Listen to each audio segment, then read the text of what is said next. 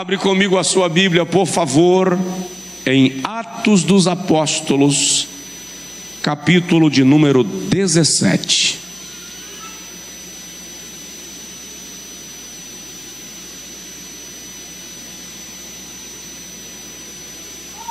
Atos dos Apóstolos, capítulo 17. Eu vou quebrar um pouco do meu padrão de leitura. Normalmente eu leio 1 ou 2 versículos.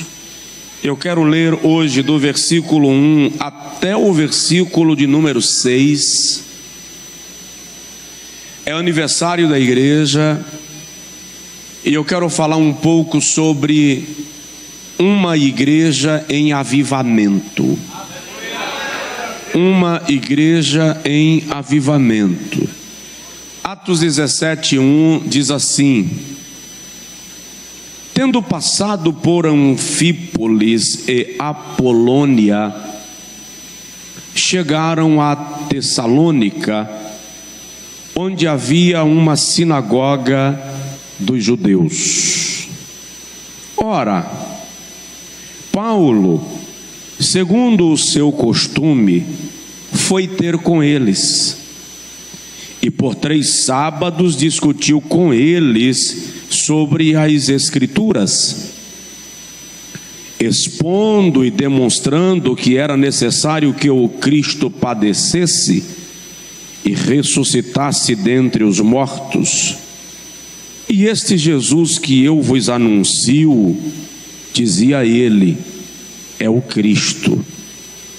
E alguns deles ficaram persuadidos e aderiram a Paulo e Silas, bem como grande multidão de gregos devotos e não poucas mulheres de posição. Mas os judeus, movidos de inveja, tomando consigo alguns homens maus dentre os vadios e ajuntando o povo, alvoroçavam a cidade e, assaltando a casa de Jason, os procuravam para entregá-los ao povo. Porém, não os achando, arrastaram Jason e alguns irmãos à presença dos magistrados da cidade, clamando: estes homens que têm transtornado o mundo chegaram também aqui. Quantos dizem amém? O texto que está na tela é da Revista e Corrigida, me parece, e em vez de usar o termo transtornado, usa o termo alvoroçado. Transtornar é bagunçar, mudar a ordem das coisas, colocar de ponta cabeça. É como pegar uma vasilha cheia de bolinhas de gude e sacudir e tirá-las da posição. Ultimamente eu tenho falado muito para a igreja sobre a igreja. O Espírito Santo tem despertado muito o meu coração sobre a condição da igreja e como ela deve se tornar uma igreja efetiva, uma igreja influente, uma igreja atuante. Note, uma pesquisa diz que 20% da população de um povo é suficiente para influenciar a sociedade de tal modo a mudar os seus costumes e estilo de vida. Vou repetir: 20% da população de um povo é suficiente para influenciar uma sociedade a ponto de mudar os seus costumes e o seu estilo de vida. Isso importa em quê? Se esta pesquisa tem um fundamento, e certamente tem, precisamos nos perguntar o que nós temos feito, porque nós somos do Brasil mais de 20% da população brasileira. E a pergunta é: até que ponto estamos influenciando a nossa sociedade a ponto de mudar os seus costumes e a sua cultura? Se não estamos fazendo isto, há, portanto, uma grande probabilidade de que não estejamos exercendo a nossa fé como estilo de vida e nem o reino de Deus tenha se tornado ainda a nossa cultura. 2019 foi o ano que antecedeu o ano da pandemia, que vai se tornar um divisor de fatos históricos no mundo. Pesquisas revelaram que em 2019 nós tivemos no Brasil, só no Brasil, cerca de 21 mil eventos evangélicos, congressos, seminários, conferências, escolas bíblicas, bem organizadas e estruturadas. E a grande pergunta é: até que ponto esses eventos de fato nos comprometem com o reino de Deus ou visam apenas gerar aglomeração no ambiente do templo com pessoas que não comprometem o seu tempo?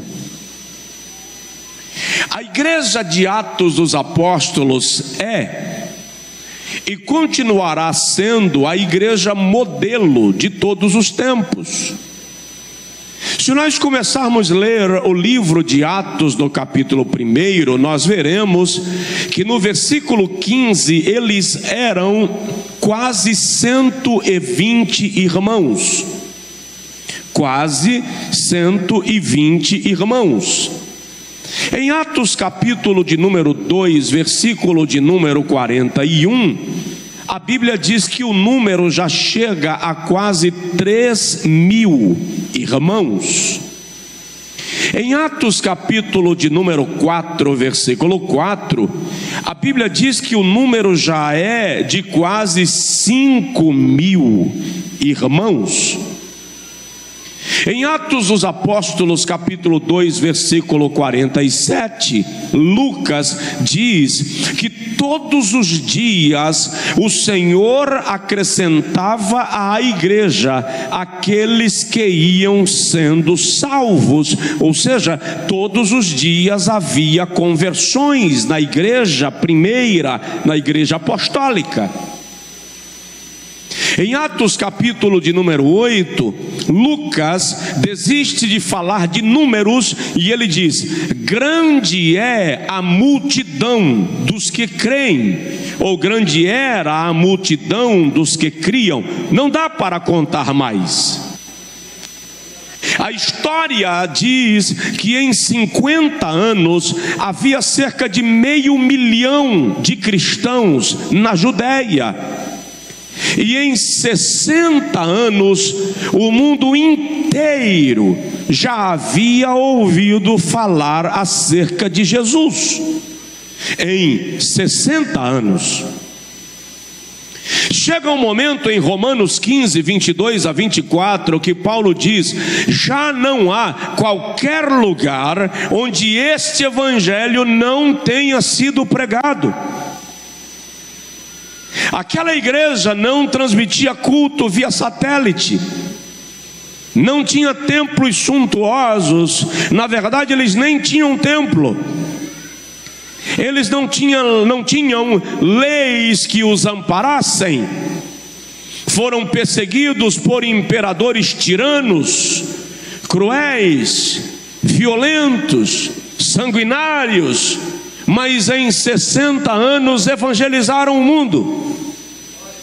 Nós temos tudo que eles precisavam ter, e hoje cerca de 3 bilhões de pessoas nunca ouviram falar o nome de Jesus, nenhuma vez sequer.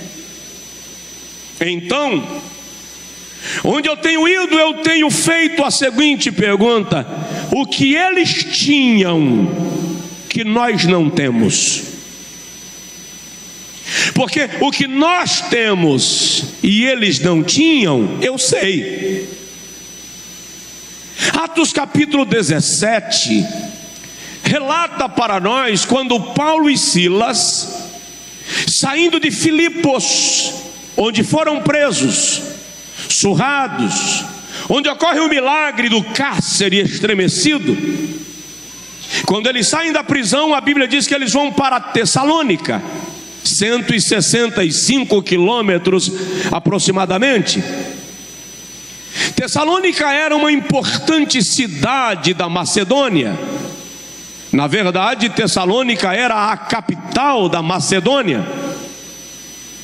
Por Tessalônica passava a principal via de acesso comercial de Roma para a região do mar Egeu, a chamada Via Egnátia.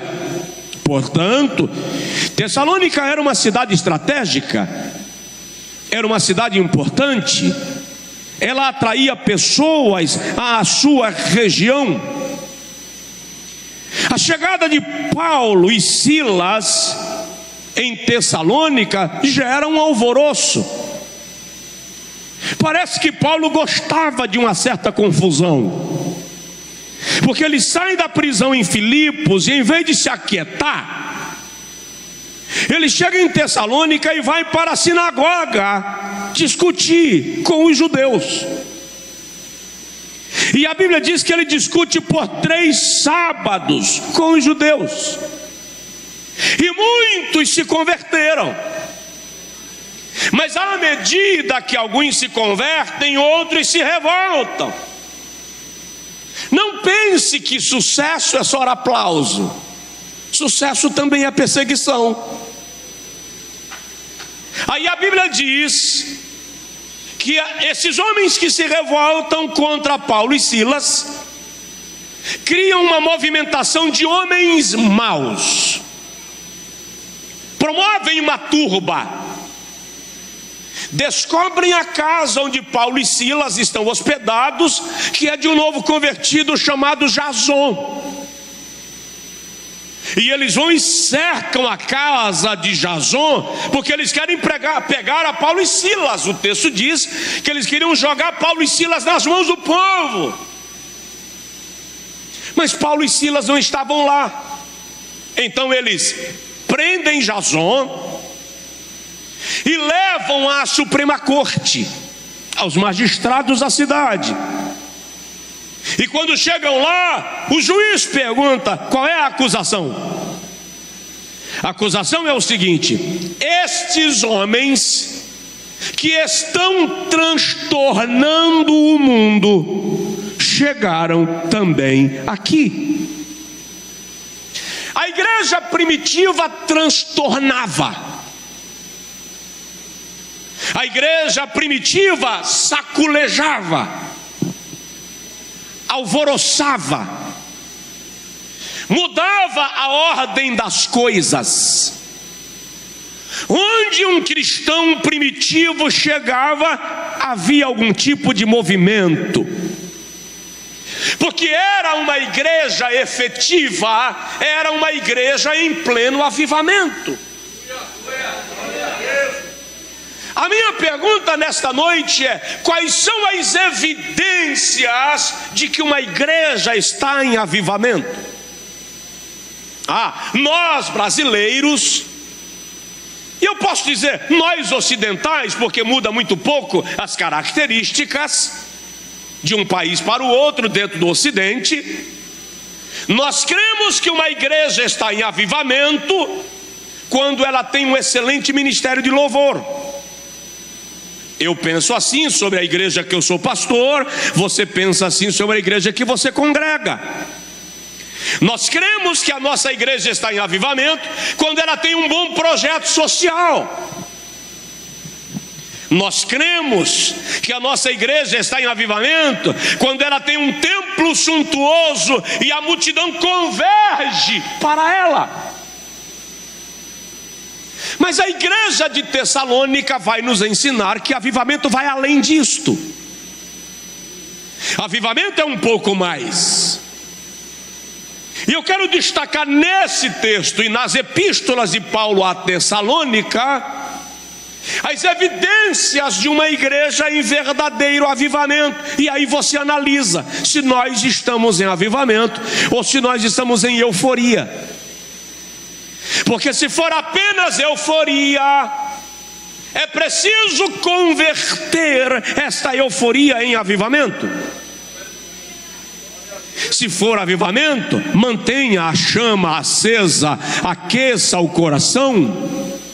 Então, uma igreja em avivamento, em primeiro lugar, tem uma pregação cristocêntrica.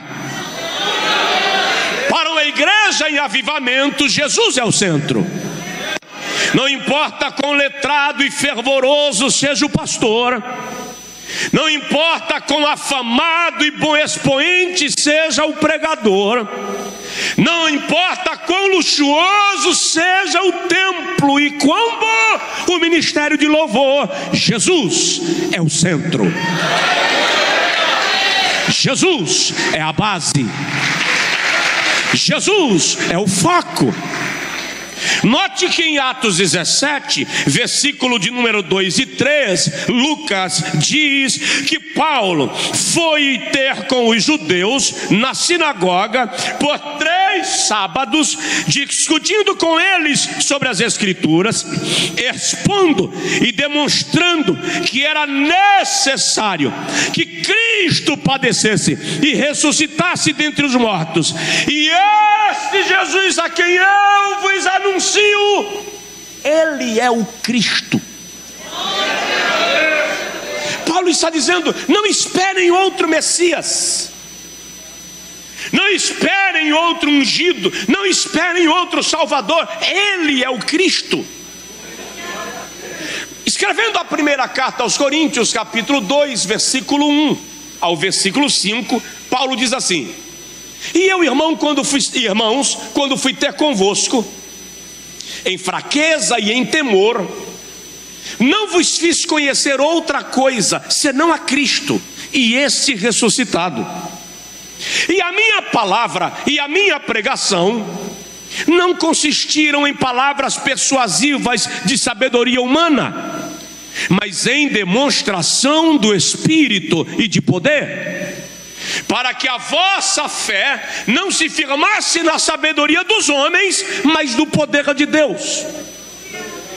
O que Paulo está dizendo é: quando eu cheguei entre vocês, eu não preguei qualquer outra coisa senão Jesus, o Jesus crucificado, que ressuscitou dentre os mortos.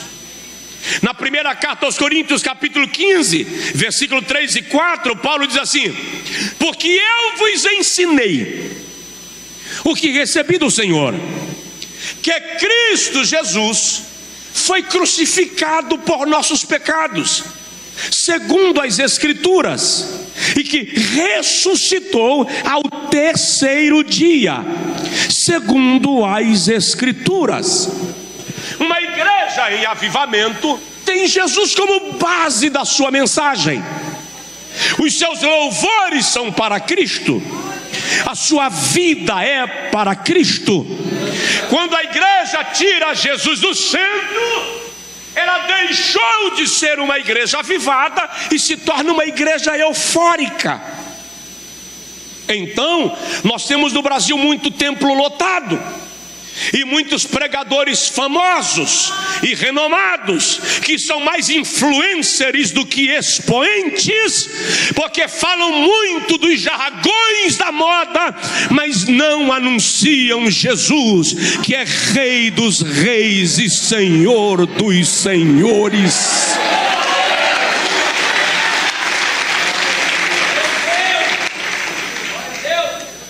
Paulo diz aos Filipenses no capítulo 2, versículo 5, um texto que eu considero um dos mais belos das Sagradas Escrituras, do versículo 5 ao 11: de maneira que haja em vós o mesmo sentimento que houve também em Cristo Jesus, que, sendo em forma de Deus, não teve por usurpação o ser igual a Deus, mas esvaziou-se a si mesmo e assumiu a forma humana, e achado na forma humana, tornou-se servo, e foi obediente até a morte, e morte de cruz.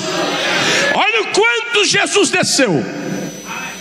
Aí Paulo diz assim: pelo que também Deus o exaltou soberanamente e lhe deu o nome que está acima de todo nome, para que ao nome de Jesus se dobre todo o joelho dos que estão nos céus e na terra e debaixo da terra, e toda língua confesse que Jesus Cristo é o Senhor, para a glória de Deus Pai.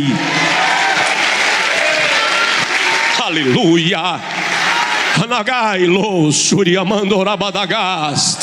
Uma igreja em avivamento tem uma pregação cristocêntrica. Segundo, numa igreja em avivamento há conversão.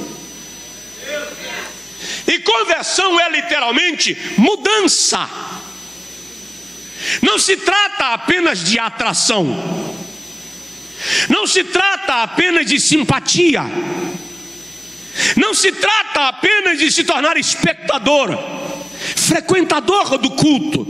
Eu vou sempre no culto X, porque o pregador do culto X, ele é espetacular, mas nunca muda de vida. Numa igreja em avivamento há conversão. O texto diz em Atos 17 que muitos ficaram persuadidos e aderiram à pregação de Paulo e de Silas. Quando Paulo escreve aos Tessalonicenses no capítulo 1, versículo 7 da primeira epístola, ele diz: de sorte que vos tornastes modelo para todas as igrejas da Macedônia e de Acaia, porque a partir de vós se fez ouvir a palavra do Senhor, não somente na Macedônia e Acaia, mas em todos os lugares onde se comenta sobre a vossa fé, se divulga de como vos convertestes a Deus, de modo que não há necessidade de vos falar mais coisa alguma. Conversão genuína. Quando nós estamos em avivamento, nós não precisamos que as pessoas venham à frente só para agradar o currículo do pregador. Elas se convertem de verdade. As lágrimas lhe vêm aos olhos. Lucas capítulo 22, versículo 32, quando o ladrão na cruz se converte, Jesus diz para ele: hoje mesmo estarás comigo no paraíso. Ali é uma mudança radical de vida.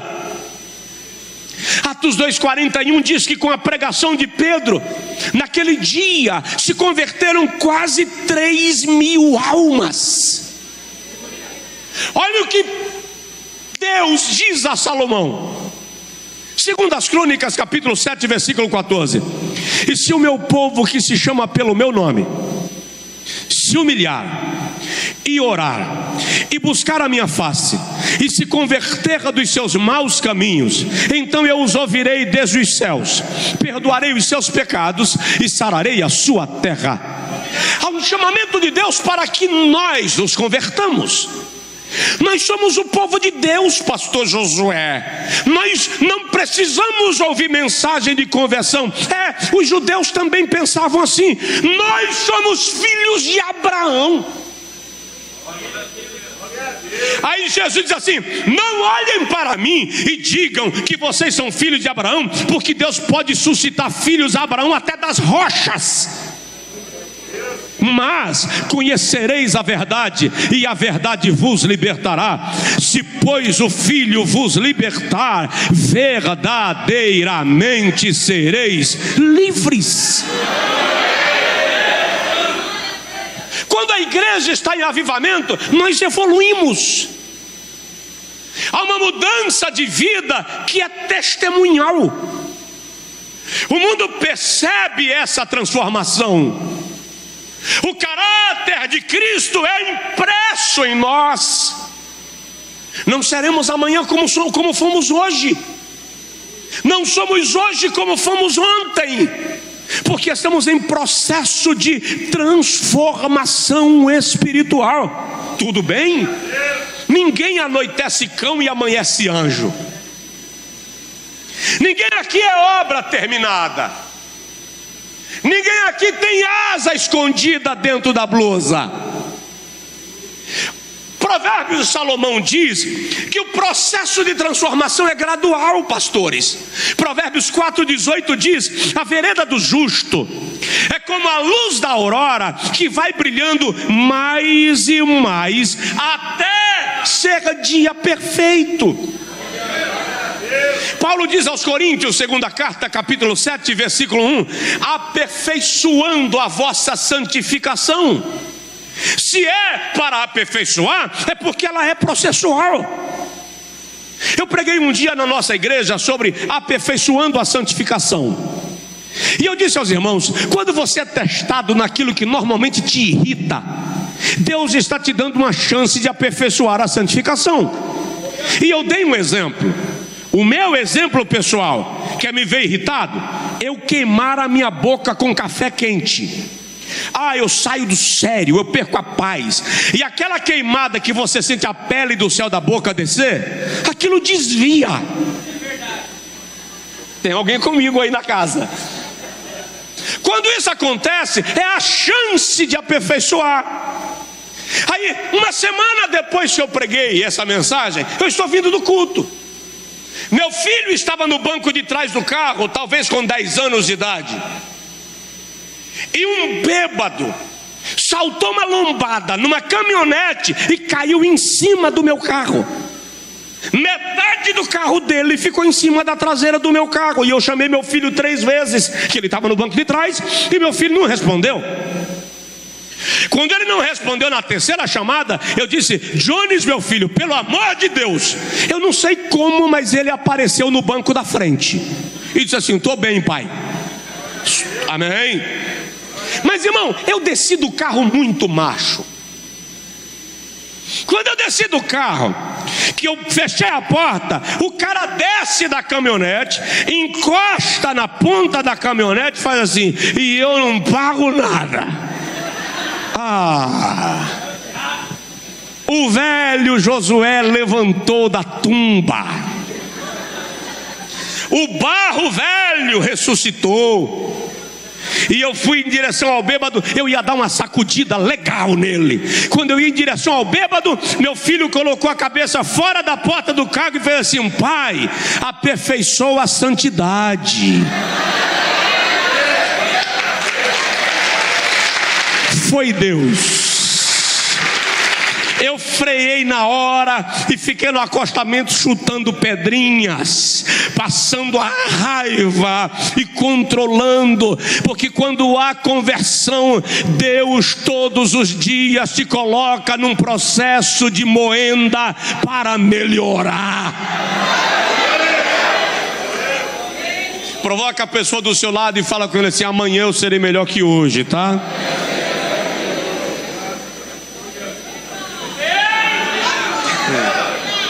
Terceiro, quando há avivamento, existe fé prática. Fé prática. Nós brasileiros defendemos muito o conceito de fé para ver milagres. Os irmãos primitivos defendiam o conceito de fé para viver a vida cristã. Para nós, fé é a capacidade de operar milagres. Para eles, fé era a capacidade de obedecer. Os heróis da fé, de Hebreus 11, 33 a 38, não fizeram milagres. O escritor diz: pela fé, aceitaram pela ressurreição os seus mortos, foram tentados, cerrados ao meio, perseguidos, mortos ao fio da espada, andaram errantes e vagantes pelos montes e valados, dos quais o mundo não era digno, mas esperavam uma cidade cujo arquiteto e construtor é Deus. Para eles, fé prática era a capacidade de padecer por Jesus. Quando uma igreja está em avivamento, ela não tem dificuldade de atravessar os vendavais. Ela vai permanecer fiel ao Senhor, apesar dos obstáculos. A fé precisa sair do ambiente da metafísica, precisa deixar de ser subjetiva. Fé não é sentimento, fé não é mente positiva, fé não é pensamento positivo. Fé é um princípio ativo que te leva a viver de acordo com aquilo que você acredita. Se você diz que crê, mas não vive em conformidade com o que crê, isso não é fé, isso é fantasia. Então, se eu tenho fé em Cristo, eu vou viver conforme os ensinamentos de Cristo. Se eu creio nele, eu vou seguir o parâmetro da sua orientação. Por isso se diz da igreja primitiva que eles perseveravam na doutrina dos apóstolos. Era o que eles acreditavam. Sabe qual é o nosso problema? Nós aprendemos que cristianismo é religião, e cristianismo não é religião. Cristianismo é estilo de vida, cultura do reino de Deus. Se para o mundo saber que nós somos crentes, nós temos que apresentar uma carteirinha de membro, então nós somos membros de uma organização, mas não somos cristãos. Se para o mundo crer na nossa fé, o mundo depende de olhar a nossa declaração verbal, então nós estamos limitados. É para o mundo olhar para nós e dizer: tem algo diferente nela, tem algo diferente nele, ele é diferente, ela é diferente. Por quê? Porque segue a Cristo, porque você representa Jesus onde você chega. Fé prática. Uma igreja em avivamento pratica a fé, suporta o desafio. 1 aos Tessalonicenses capítulo 3 versículo 7 diz: por isso, irmãos, em toda a nossa necessidade e tribulação, nós nos consolamos por causa da vossa fé. Paulo diz: nós sofremos, nós apóstolos, somos atribulados, mas a vossa fé nos conforta. Como anda a sua vida, a sua prática de fé? O seu vizinho sabe que você é cristão? O seu colega de empresa sabe da sua fé? O seu colega de colégio, de faculdade, sabe da sua fé? Ou você é um agente 007? Um agente secreto do reino de Deus? E eu não estou falando de você ser chato, porque você pode ser cristão, testemunhar da sua fé sem ser abusado, sem incomodar o outro. Detalhe, respeitando a fé do outro que é diferente da tua. Mas ele tem que ver na tua vida que a tua fé compensa, que a tua vida compensa. Ele tem que crer em quem ele quiser, mas olhar para você e dizer assim: tem alguma coisa nele que a minha fé não me traz, tem alguma coisa nela que a minha fé não produz. E ele tem que começar a te seguir para descobrir qual é o teu segredo. E ele vai descobrir que você anda com Jesus, que você faz o que Jesus ensinou, e essa é a diferença. Só quem pode dar um brado de glória, aplauso ao Senhor, barulho de glória a Deus.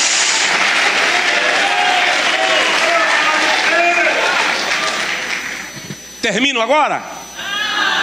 Pode mais um pouquinho?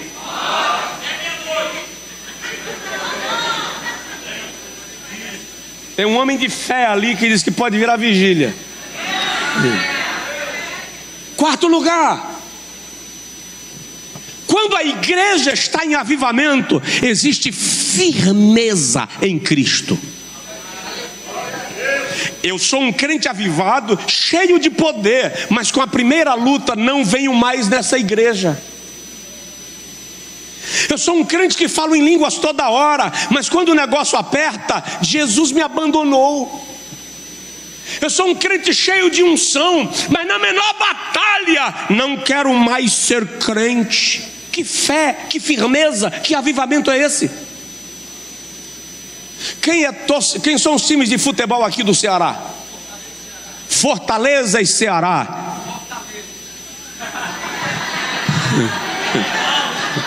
Quem é torcedor do Fortaleza? Levanta a mão.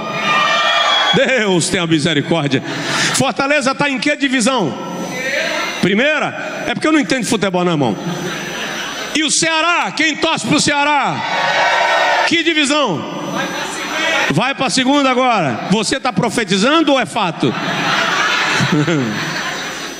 Quem torce para o Corinthians? Deus tenha misericórdia, seu servo.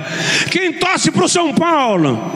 Vascaíno, levanta a mão. Flamenguista, Deus tenha dó do seu povo. Deixa eu te explicar por que eu estou fazendo essa pergunta. Eu não torço para time nenhum. Para mim não altera quem ganha e quem perde.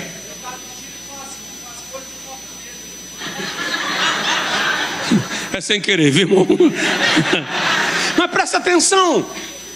O Ceará, quem torce para o Ceará? É verdade que vai para a segunda divisão? Você vai deixar de torcer para o Ceará porque vai para a segunda divisão? Não. E se for para a terceira, deixa de torcer? Não, continua. Se o Fortaleza cair da primeira divisão para a segunda, você larga de torcer para o Fortaleza? Não. Então eu te pergunto, por que quando a igreja tem problema, você abandona a igreja?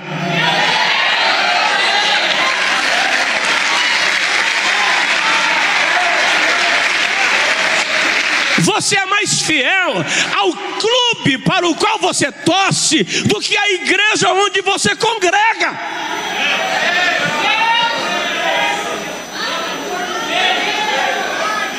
Não importa o que digam do Corinthians, não importa o que digam do São Paulo, não importa o que digam do Flamengo, eu sou torcedor flamenguista até morrer, não é assim que diz a música? Então, querido, no dia que a batalha vier, mantenha-se firme na fé.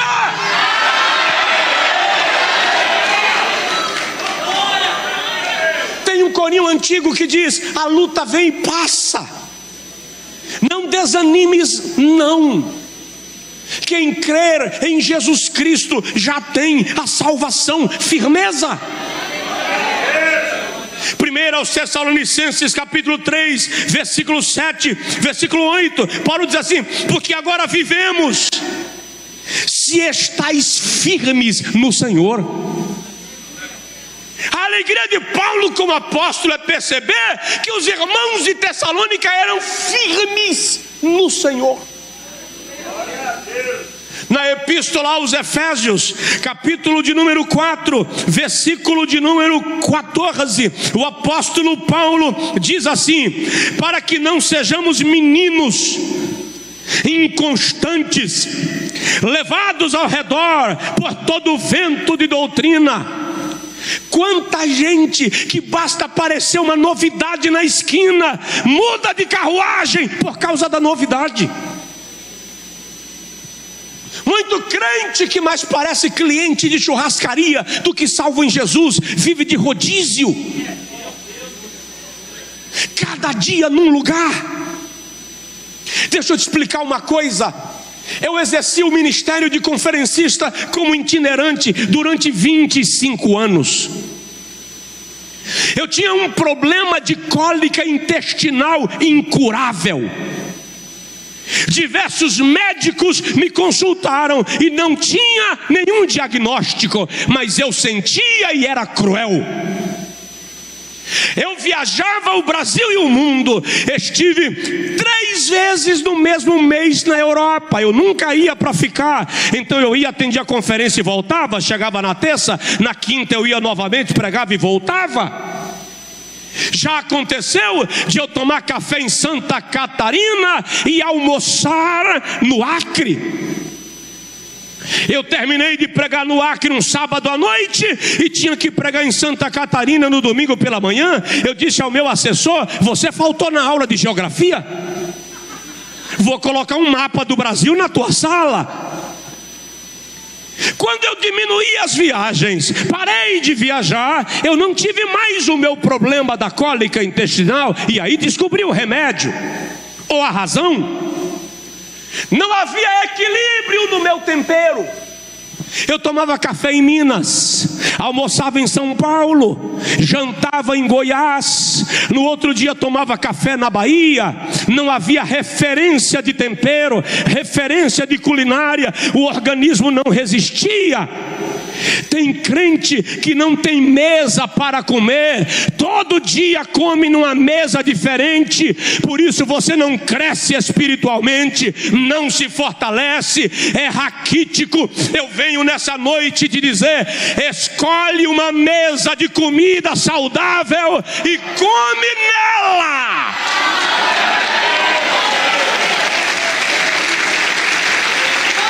Se alimenta da palavra. Para de ficar bebendo de fontes que você não sabe onde é a origem. Ouvir a palavra de Deus é coisa séria, gente. Não é como ouvir piada, que qualquer piadista serve. A palavra de Deus é uma mensagem central, poderosa e transformadora. Uma igreja em avivamento tem firmeza. Pergunta aí para o seu vizinho: como está a tua fé? Eu já vou terminar. Como está a tua fé? Como está a tua firmeza em Cristo? Ah, pastor, estou melamecá. O outro diz assim: pastor, estou na prova, estou melhor que mereço, pior do que careço. Jesus de Nazaré, tem compaixão. Tinha uma irmã na nossa igreja. Eu prego toda terça-feira no culto da palavra em nossa igreja.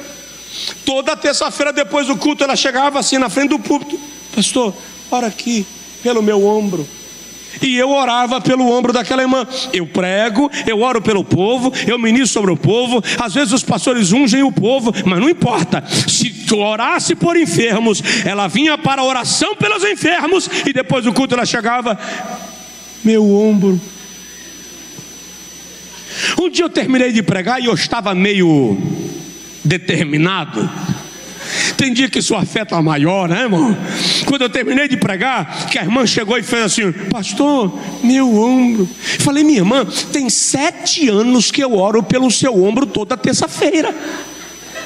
Não é possível. Eu acabei de orar por enfermos, eu acabei de orar por pessoas. Os pastores ungiram a senhora e a senhora ainda está pedindo oração pelo ombro. Ela fez assim: não venho mais nessa igreja.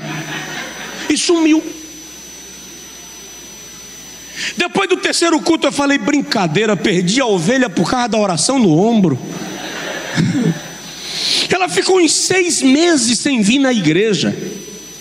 Daí a pouco ela entrou pela porta da frente. Eu fiz: ufa, voltou, glória a Jesus. Aí eu preguei e o poder desceu. Aquele dia que você prega igual um pregador, que a unção desce, a igreja vibra. Quando terminou o culto, lá vem ela. E eu pensei que ela ia dizer: fui curada. Mas ela colocou o pezinho no degrau do púlpito e fez assim: meu ombro. Tá, minha irmã, vou orar pelo seu ombro, que é para a senhora não sumir de novo. Orei pelo ombro da irmã e continuei orando pelo ombro da irmã até o dia que ela mudou de cidade, porque o filho dela veio buscá-la para morar com ele. Mas eu fiquei orando pelo ombro, porque a firmeza dela estava na oração pelo ombro.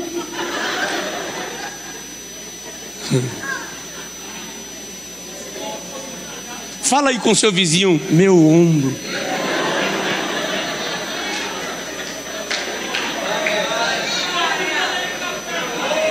Agora diz para ele assim: ora por mim.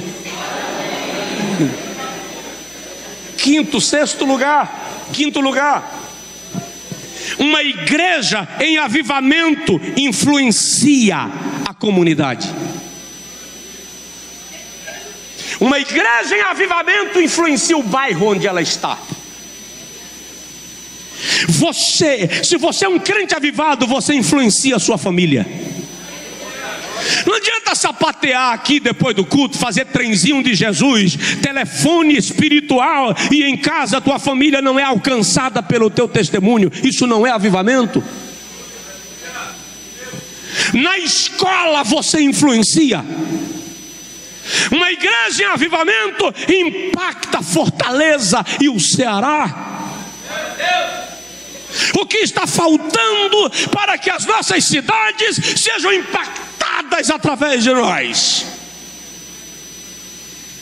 Há uma pesquisa de Bill Bright, fundador do movimento estudantil Alfa e Ômega.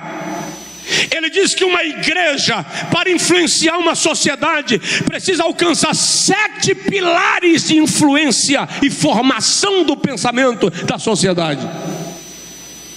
Ela precisa influenciar as famílias, precisa influenciar igrejas e ministérios. Esta igreja precisa influenciar outras igrejas. Outras igrejas precisam vir aqui aprender sobre vida cristã. Outro dia um pastor chegou para mim e disse: quero te pedir perdão. Eu disse: diga por quê? Porque eu mudei o culto da minha igreja de terça para quarta. Eu disse: qual é o problema? O problema é que eu ouço sua pregação na terça e prego na quarta-feira. Então tem uns 3 anos que eu não preciso mais me preocupar com o tema que eu prego na quarta. Eu falei com ele: não me peça perdão por isso, me pede perdão se você não melhorar o que você ouviu na terça. Aí você está pecando, está se limitando. Mas se o meu pensamento e o meu conhecimento morrer comigo, ele não surtiu efeito, não cumpriu o propósito. Nós precisamos influenciar outras igrejas e ministérios. Terceiro, a igreja precisa influenciar governos e suas leis.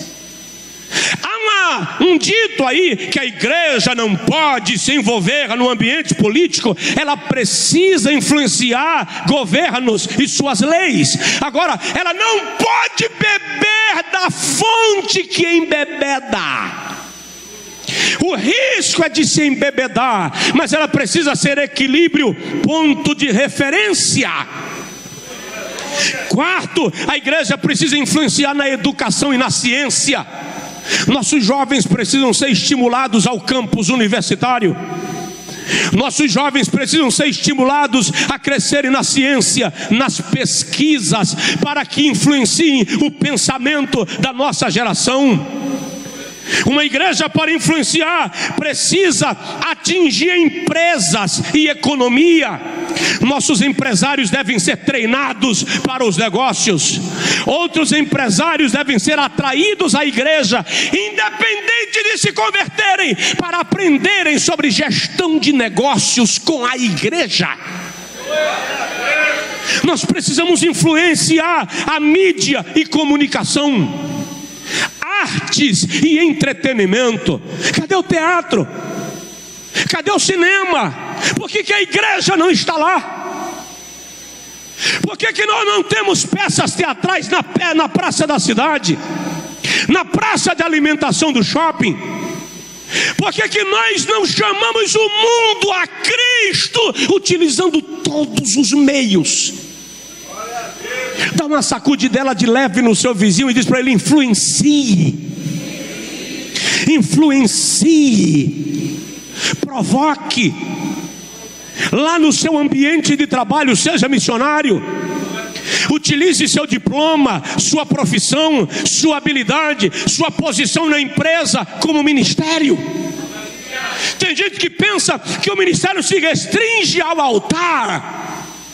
Aqui estão ministérios que orientam a igreja. Para quê? Para o aperfeiçoamento do corpo de Cristo, é o que diz Paulo. Você é um ministro de Deus onde você foi estabelecido. Influencie. Deus está contando contigo onde você vai. Deus está contando contigo no transporte por aplicativo, na fila do táxi, na rodoviária, no consultório, no escritório, no fórum. Influencie, faça o mundo ver Jesus na sua vida. Penúltimo lugar, uma igreja em avivamento. Eu vou lhe chocar agora e eu termino. Uma igreja em avivamento atrai perseguição. Não, Deus vai ter que permitir perseguição para a igreja entrar em avivamento. É o contrário. Uma igreja em avivamento levanta os inimigos. Uma igreja em avivamento provoca Satanás. Atos 17 diz que também muitos invejosos se levantaram e atraíram homens maus para prenderem Paulo e Silas. Versículo 5. Avivamento provoca um movimento espiritual tão grande que o inferno é despertado. Há uma movimentação acerca da igreja quando ela está em avivamento. Por quê? Porque ela começa a atingir todos os âmbitos da sociedade.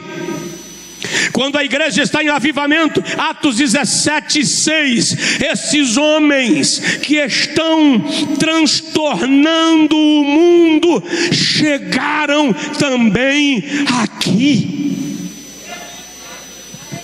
O inferno não fica quieto quando uma igreja está em avivamento. Pode observar que quando Daniel vai orar, Daniel 10, Satanás envia o príncipe do rei da Pérsia e o príncipe do rei da Grécia. É quando a igreja se move que o inferno entra em alvoroço. Nós não fomos chamados para sermos aplaudidos pelos demônios. A igreja precisa incomodar o inferno. Satanás precisa saber que você existe. Eu vou repetir, isso é heresia, pastor, vou te provar na Bíblia. Satanás precisa saber que você existe. Diz aí para o seu vizinho, Satanás precisa saber que você existe. Atos capítulo de número 19. Os filhos de Seva chegaram diante de um endemoniado e disseram: eu te repreendo no nome do Cristo que Paulo prega. O demônio disse: eu conheço a Cristo e sei quem é Paulo. E vocês, quem são? Jesus diz: se alguém me confessar diante dos homens, eu o confessarei diante do meu Pai e dos seus santos anjos. Marcos 3:27, Jesus diz: ninguém pode entrar na casa do valente e tomar-lhe os bens, se primeiro não arrombar a porta, amarrar o valente e então lhe tomar os bens à força. Satanás não entrega território à vontade. Você não chega num lugar como esse e diz assim: dá licença, seu Satanás, que eu quero falar de Jesus aqui. Não é assim. Jesus declara que é guerra. Você arromba as portas do inferno e toma as almas na raça. É pelo poder de Deus. Jesus diz: o reino de Deus é tomado à força. Se movimente, se posicione, diga para Deus: eu não sei como, mas quero ser usado por ti. Diga para Deus: eu não sei por onde começa, mas eu quero ser usado por ti. Diga para Deus: me dá a oportunidade, e quando a oportunidade chegar, me dá a ousadia. Eu estava uma certa feita num voo internacional. Na madrugada, um aviso: se tiver algum médico no avião, por favor se apresente. Uma pessoa estava passando mal. E o aviso repetiu umas 3 vezes, até que eu vi que alguém se aproximou. Acordei, vi a cena, larguei lá, mas de repente um outro aviso: Se houver alguém que tem habilidade para ajudar pessoas em estado de convulsão, se aproxime. Eu levantei porque eu ouvi um gemido que não era normal. Reconheci o gemido e eu me aproximei e fiquei olhando. A aeromoça perguntou: o senhor é médico? Eu disse: não, sou pastor. Posso orar por ela? Pode, não tem que ter solução. Um pastor pode ser um socorro bem presente na hora da falta de ajuda. E eu ajoelhei e não orei. Eu só cheguei no ouvido da pessoa e disse assim: Satanás pegou alguém no avião errado. Aqui tem crente. Eu estou te ordenando, saia dela agora, sem alvoroço, saia em nome de Jesus. A moça sacudiu, levantou, sentou na cadeira. Eu fui deitar, sentar. O nome de Jesus foi glorificado.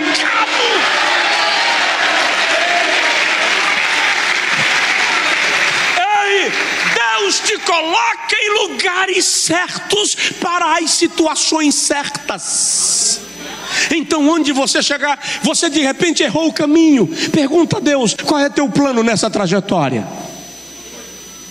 O voo foi cancelado. Pergunte a Deus: por que o Senhor está permitindo o voo cancelar? Qual é o teu plano? Eu saí de Orlando um dia com o meu filho e o meu cunhado. Embarcamos de Orlando para o Brasil. Depois de algumas horas de voo, o piloto anunciou que precisaria pousar porque a aeronave estava com uma avaria. Não é um aviso bom. Nessa hora a fé, irmão, ou cresce ou sucumbe. Aí ele pousou em Charlotte, uma cidade da Carolina do Norte. Era por volta de 11 da noite, o pessoal revoltado, alguns não queriam embarcar mais. 5 horas da manhã, reembarque. E nós reembarcamos. Depois de algumas horas de voo, meu filho dormia, meu cunhado dormia. Eu tive a sensação que o piloto estava voando em círculos. E eu fiquei olhando pela janela e parece que eu já conhecia aquela nuvem. Eu já passei aqui. É difícil, né, que não tem paisagem para você identificar. Mas eu percebi que ele inclinava a aeronave para um lado, depois inclinava a aeronave para o outro. E aí eu resolvi observar. Quando ele inclinava para a esquerda, a asa direita começava a liberar combustível. Quando ele inclinava para a direita, eu corri para o outro lado. Aí eu vi que a asa esquerda estava liberando combustível. Eu disse para mim: o avião está com um problema de novo. O cara está esvaziando para fazer um pouso forçado. Aí eu entrei em pavor. Daqui a pouco os comissários de bordo começaram a caminhar. Começou a gerar aquele pavor. Gente começou a chorar, gente começou a vomitar, grávida desmaiou. Mas eles estavam falando em inglês. Meu inglês não estava me ajudando naquele dia. De repente uma delas, brasileira, não aguentou a pressão e ela disse em português: eu não vou ficar aqui fingindo que essa porcaria não vai cair. Aí eu recebi interpretação na hora, irmão. Quando eu olhei para trás, meu filho dormia, meu cunhado dormia. Eu disse: Jesus, e agora? Vai cair esse troço? Que loucura é essa? Daí a pouco o piloto diz: todos devem se colocar em posição de impacto. Irmão, eu ajoelhei na poltrona, olhei para o meu filho e disse: Jesus, toma o meu filho na tua mão, que nós descansemos no Senhor. Orei pelo meu cunhado, orei pela minha casa, orei pelos meus pais. Aí eu falei assim: Jesus, quem vai pastorear aquela igreja? Mas que história, irmão? O avião vai cair, tu está preocupado com quem vai pastorear a igreja? Quem vai assumir aquilo, Jesus? Tem misericórdia. Aí sentei, puxei o cinto, posição de impacto. A aeronave pousou, ambulâncias atrás, carro de corpo de bombeiros, aquela barulheira doida. Desembarcamos. Quando eu saí da aeronave, eu olhei para o meu cunhado e para o meu filho e disse: eu não embarco mais hoje. Meu cunhado disse: por quê? Eu disse: porque Deus me quer em Charlotte hoje à noite. Ele disse: como assim? Liguei para um pastor da Carolina do Norte que mora a 2 horas do aeroporto e disse para ele: vem me buscar no aeroporto. Ele disse: que aeroporto? De Charlotte? Eu disse: não, do Rio de Janeiro. Se eu estou te ligando, eu estou em Charlotte, irmão. 2 horas depois ele chegou, pegou minhas malas. Quando nós chegamos no carro, eu perguntei para ele: o que está acontecendo? Quando entrei no carro, ele disse: como assim? Eu disse a ele: eu não estou nos Estados Unidos a passeio. Deus não me faria parar 2 vezes em Charlotte no mesmo dia, sem propósito. Ele disse: quando chegar em casa eu te conto. Quando nós chegamos em casa, ele chamou a esposa e as 2 filhas, e aí eu contei para eles o que aconteceu. E ele disse: a nossa filha menor, a Sara, está com um problema cardíaco muito grave. Ela vai fazer uma cirurgia amanhã pela manhã, com mínimas chances de sobrevivência. O médico já nos conscientizou que a cirurgia é muito grave e as probabilidades de ela sair bem são muito pequenas. Eu disse assim: Jesus, não precisava derrubar meu avião para eu vir orar por alguém, bastava me falar. E eu orei e disse: Senhor, se a razão pela qual o Senhor fez tudo isso é a vida da Sara, eis-me aqui. E eu oro por ela agora e eu peço cura. E eu disse a Deus: antes da cirurgia, o médico tem que pedir um último exame. Quando terminamos de orar, a esposa do pastor disse assim: pastor Josué, aqui nos Estados Unidos não se pede mais exame no dia da cirurgia. Todos os exames já foram feitos. Se a cirurgia foi marcada, é porque não há mais exame pendente. O médico não vai pedir exame, não amanhã. Eu disse a ela: se Deus tem um propósito nesse negócio, o médico vai ter que pedir um exame. Ele deixou o carro programado no outro dia para me levar para o aeroporto. Me disse onde eu deixaria o carro para ele buscar depois. E eu saí para o aeroporto e eles para o hospital. Na hora da cirurgia, a menina está no centro cirúrgico e o cirurgião pega o dossiê de exames e pergunta por um exame que ele não estava encontrando. E o assistente diz: esse exame não foi solicitado, não era necessário. Ele disse: pois manda fazer, que eu não toco nela sem este exame. Foram fazer o exame. Quando voltaram para o centro cirúrgico, 11 horas da manhã, o médico olhou os exames e disse: ela não precisa mais de válvula, o coração dela está normal, está curado, não condiz com os outros exames, ela foi curada para a glória de Deus.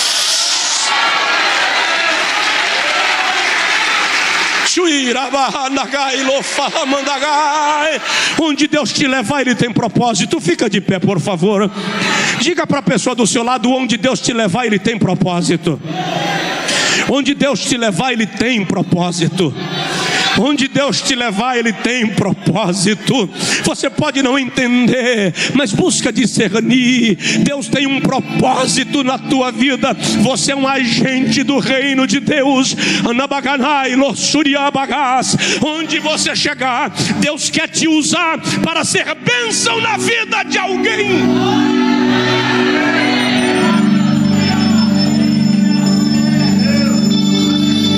Tinha mais uma coisa para falar, mas deixa para a próxima vez, quando eu vier de novo. Deixa para a próxima. É a chance de eu ser convidado para voltar. Eu quero orar com você. Eu quero que você saia daqui dizendo a Deus: eu sou cristão. E isso não é pouco. E se eu sou cristão, eu preciso fazer alguma coisa acerca de Cristo e do seu reino. O mundo precisa saber que Jesus vive em mim. Eu preciso representar Cristo onde eu vou. Se a minha alma está em avivamento, há um poder que emana da minha vida. Jesus diz: recebereis poder ao descer sobre vós o Espírito Santo. A palavra poder ali vem da mesma raiz da palavra dinamite. Dinamo, dinâmico. Se nós estamos em avivamentos, nós não somos robóticos, nós somos dinâmicos. Se nós estamos em avivamento, nós não nos vemos como uma organização, nós nos vemos como um organismo. E um organismo está em constante processo de movimento. Ele está em constante trabalho. E essa é a voz do Espírito provocando a sua igreja aqui em Fortaleza hoje à noite. Se movimente, alguma coisa precisa acontecer. Você foi chamado para influenciar. Você é um agente do reino de Deus.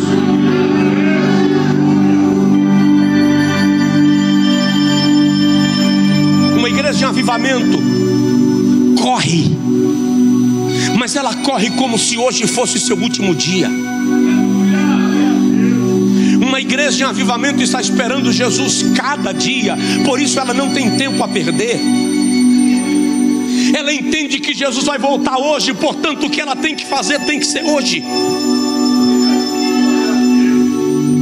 Uma igreja em avivamento tem uma expectativa tão grande na vinda de Jesus, que ela não se dá o luxo de brincar com a fé.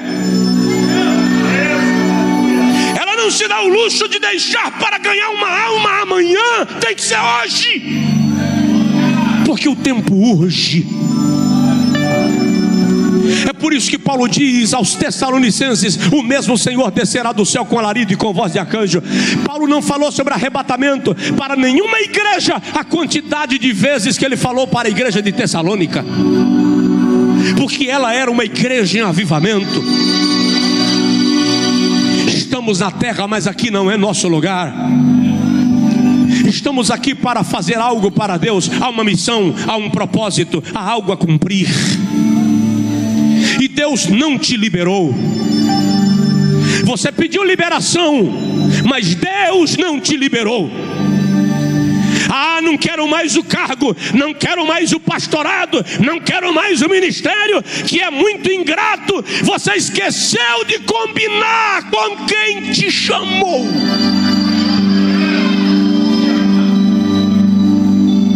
Vai fugir para onde? Vai escapar para onde? O chamado está dentro de você. Ou você atende o chamado, ou esta chama vai tirar teu sono. Esta chama vai te inquietar cada dia. Convenção jubila, organização aposenta, mas reino de Deus não aposenta ninguém. Você serve até o dia que Jesus te recolhe para a glória. Então, o que eu tenho feito para o reino de Deus? Essa é a pergunta. O que eu tenho feito para o reino de Deus? Pergunte isso para você mesmo. De que modo eu tenho cooperado com o reino de Deus? De que modo eu tenho feito outras pessoas saberem acerca de Jesus? Se você tem um chamado, o chamado te consome. Se você está em avivamento, essa chama te provoca. E dá licença, e não se magoa comigo. Chega de avivamento de fim de culto. Chega de avivamento que te mexe no fim da pregação, porque o pregador sabe mover, mas quando você sai do templo, tudo volta a ser como antes. Nós precisamos de um avivamento que vai te acompanhar para a tua casa. À noite o Senhor vai te visitar na tua cama, e você será renovado no teu espírito. E amanhã você vai acordar com um senso de missão que você não vai conseguir controlar. e você vai sair nas ruas amanhã, indo para o trabalho, indo para a faculdade, indo para uma visita, indo para o sítio, e o teu coração vai estar palpitando e te revelando: você é igreja, você está em avivamento, você tem uma missão, você tem uma missão. Cumpra.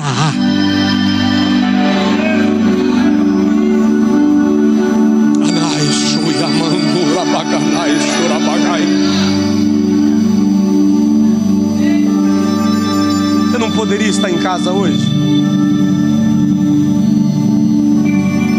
Talvez seja tudo que eu precisasse hoje. Eu estou cansado, meu corpo pede cama. Aí quando meu filho me abraçou ontem, disse assim: por que você não para com isso? Isso o quê? Para de viajar. Eu disse a ele: como para? A missão me chama. A única coisa que eu disse a Deus foi: não deixa mais eu ir a lugar nenhum, se não for para fazer a diferença. Se ninguém vai ser tocado por aquilo que eu vou falar. Então eu estabeleci um propósito na minha vida. Eu não cumpro mais agenda, eu cumpro missão. Alguma coisa na sua vida tem que mudar hoje. Se alguma coisa na sua vida não mudar hoje, eu falhei no meu propósito.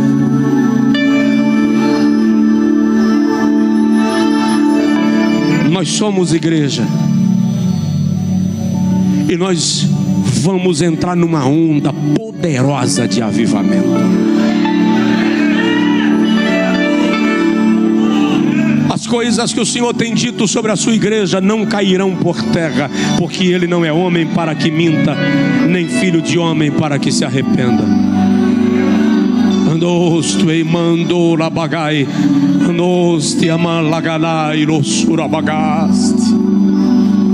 Ore comigo agora e diga para o Senhor: eu quero ser usado. Eu quero uma chama acesa na minha alma, me inquieta, me provoca, me usa, me desperta. Se você sentir desejo de ajoelhar, ajoelha.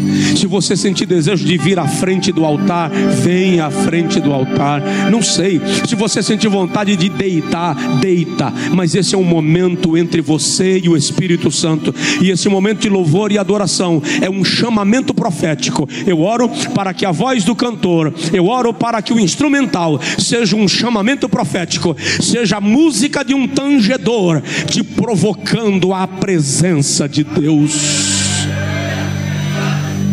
Quando vocês começarem, eu paro. Espírito de Deus, paira sobre este lugar agora. Que uma nuvem da tua presença repouse sobre este povo, que é o teu povo.